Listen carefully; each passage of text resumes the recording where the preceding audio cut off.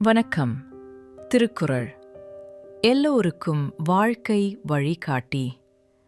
எந்த வயதிலும் எந்த நிலைமையிலும் இது நம்மை மெதுவாக நல்லதொரு பாதைக்கு அழைத்துச் செல்லும் நெறி. நாள் ஒன்றுக்கு 2 நிமிடம் மட்டும் கேளுங்கள். புரியாவிட்டாலும் பரவாயில்லை, நடைமுறைப்படுத்த முடியாவிட்டாலும் கவலையில்லை. கேளுங்கள், மெதுவாக உங்கள் மனதில் ஒரு மாற்றம் உருவாகும். கடினமான நேரங்களிலும் கூட அது உங்களை அமைதியாகத் தூக்கும். உங்கள் வருகைக்கு நன்றி. லைக் பண்ணுங்கள், சப்ஸ்கிரைப் பண்ணுங்கள். வாங்க, இன்று நம்ம திருக்குறளை தொடங்கலாம்.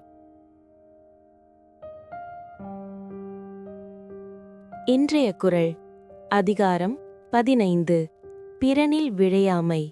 குறள் எண் 145. வணக்கம்.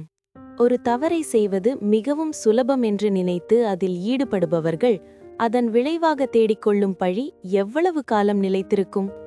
யாரும் பார்க்கவில்லை, இது எளிதான காரியம்தான் என்று ஒருவன் பிறன் மனைவியை நாடிச் சென்றால் அவன் அடையும் தீராத அவமானத்தை பற்றி வள்ளுவர் இந்த 145வது குறளில் எச்சரிக்கிறார். எளிதென இல்லிரப்பான் எய்துமென் ஞான்றும் விழியாது நிற்கும் பழி. பிறன் மனைவியை அடைவது மிக எளிதானது என்று எண்ணி வரம்பு மீறி செயல்படுபவன் எக்காலத்திலும் அழியாமல் நிலைத்து நிற்கக்கூடிய மிக பெரிய பழியை தேடிக்கொள்வான். அந்த பழி அவன் உயிரோடு இருக்கும்போதும் அவன் மறைந்த பிறகும் அவனை விடாது.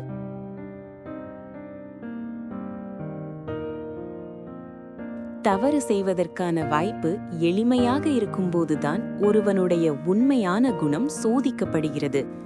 எளிது என்று கருதி செய்யும் சிறு தவறு அவனது சந்ததிக்கே தலைகுனிவை ஏற்படுத்தும் அழியாத பழியாக மாறிவிடும்.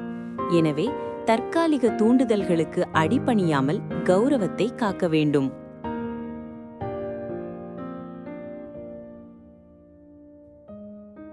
எளிதில் கிடைக்கும் இன்பத்தை விட எக்காலத்திலும் அழியாத நற்பெயரே முக்கியம் என்பதை உணர்ந்து வாழ்வோம். நாளை 146வது குறளுடன் சந்திப்போம். உங்கள் மனம் நிம்மதியாய், உங்கள் வாழ்வு நிலைத்ததாக இருக்க நமது சேனலுடன் இணைந்திருங்கள். வீடியோ பிடித்திருந்தால் லைக் செய்யவும் மற்றும் புதிய ஞான கருத்துக்களை பெற சப்ஸ்கிரைப் செய்ய மறக்காதீர்கள்.